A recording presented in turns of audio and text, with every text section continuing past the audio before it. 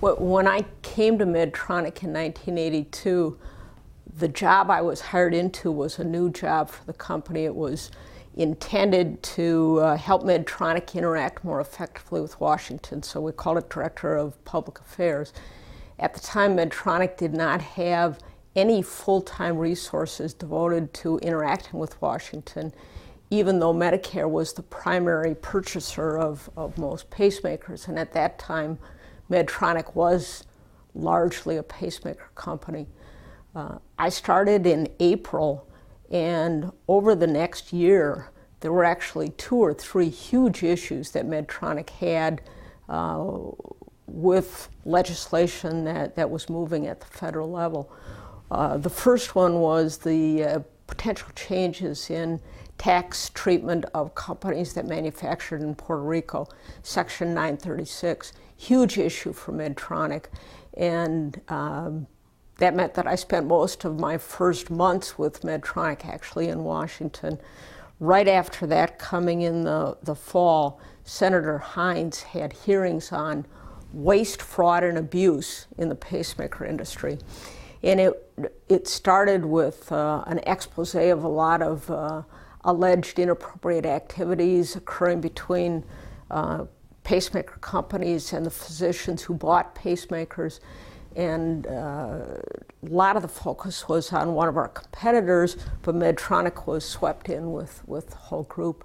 That occurred in the fall, and then by late 1982, early 1983, the Congress began moving the legislation that changed how Medicare payments were made to hospitals. It had been a cost-based reimbursement system, and it moved to a system that set up what are called DRGs, diagnostic-related groupings, that set a fixed price that hospitals would be paid for any patient that fell into that group. Huge change for a company like Medtronic. So in a matter of about 9-12 months, it became pretty clear that Medtronic needed to be spending time in Washington. Then, as now, the FDA had a 2-tiered process for approving products. Some products fell into the 510K area. That's just a reference, again, to a statute in the Food, Drug, and Cosmetic Act. Other products went through the PMA process, pre-market approval. Well, pacemaker leads at the time went through the 510K. Medtronic in maybe the mid-80s, had a significant product recall, the 6972 lead. And I think it was probably maybe 85, 86. That product had been approved through the 510K process. So when the recall became visible, we became the poster child for what was wrong with the FDA's program. And I personally, and Medtronic in general, spent time in front of some investigative subcommittees, questions being raised both about the FDA approval process and whether or not Medicare should be paying for products that had to be replaced because of a recall. Argument being, if it was your problem, shouldn't you pay for all the replacements and all the surgeries and whatever? And we got into kind of technical arguments around subrogation and who was first in line to pay.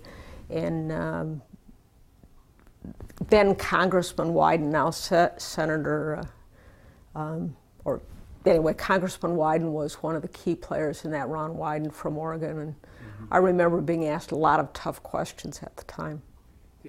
Testifying in front of the Congress is a somewhat scary proposition. They are clearly in control. They run the whole agenda.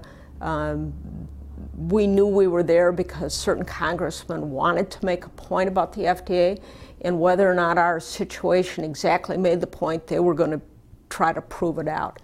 So it was adversarial. In the end, it was also kind of a challenge and a fun experience because we did have a good story to tell. Mm-hmm. The 60 Minutes show occurred right before the Senator Rhees hearing on waste, fraud, and abuse in the pacemaker business. And the idea was to kind of give visibility to it. It had clearly been worked out between the staff of the senator's office and the TV show because it ran just the night before. And that gave the senator then opportunities in questioning the pacemaker companies to say, well, as we know from this investigative reporting, you know, please respond to this. I was not the person testifying then. I believe Whit McFarland may have been the person that was asked to testify for Medtronic, and that was on the Senate side. Senator Durenberger's office was helpful in working with us because a lot of the things that were being alleged were not things that Medtronic was doing, but others in the industry were. But it's really hard when you're saying, you know, I'm really not as bad as the guy sitting next to me. I mean, you're on the defensive from the beginning. I think the entire industry, because of congressional scrutiny over time, has become more responsive to public expectations. And there were some things that I think everybody would have agreed were just way out of line at the time. Giving silver-plated shotguns to the doctors who bought your products, taking them up on hunting trips to hunting lodges. I mean, there were some things that were just over the top. The continuing scrutiny, which is occurring today between what physicians do and what companies do and what their relationships are, is becoming a challenge, I think, for the companies because it potentially gets in the way of what is a very necessary and productive relationship between the companies that develop devices and the physicians who actually have the ideas as to what is needed. And we all want a system that is open and not viewed as having inappropriate conflicts, but we don't want to get to the point where we say any interaction or contact between companies and doctors is per se inappropriate. And physicians ought not to be expected to donate their time. I mean, they do need to get paid, they need something in return for providing this service. And figuring out what the balance is there, I think, continues to be a challenge. I am surprised at how many of these issues just keep replaying themselves. As I've thought about it, I think it's because of two things. Cost of healthcare continues to be a huge issue. So anything that is perceived to drive cost is going to cause visibility and scrutiny in Washington. The federal government is the largest payer for all of healthcare. So if you have a product recall, if you have what appears to be inappropriate spending by the companies that are making the products, if you appear to have conflicts, that all of that is going to get visibility, and it continues to. So there's tension around the cost issue. The second continuing broad issue is that innovation and change, while it is valued, also tends to introduce risk. And as a country, we have trouble finding what that balance point is. The FDA is charged with approving products that are reasonably safe and effective. But in fact, the public expectation, which is reflected in the Congress and reflected in the attitudes of the FDA, is that products should never fail. So as long as you have that tension between wanting progress, wanting change, wanting innovation, but at the same time having an expectation that products will perform perfectly, we're going to have tension. And I think the pendulum tends to move back and forth a bit.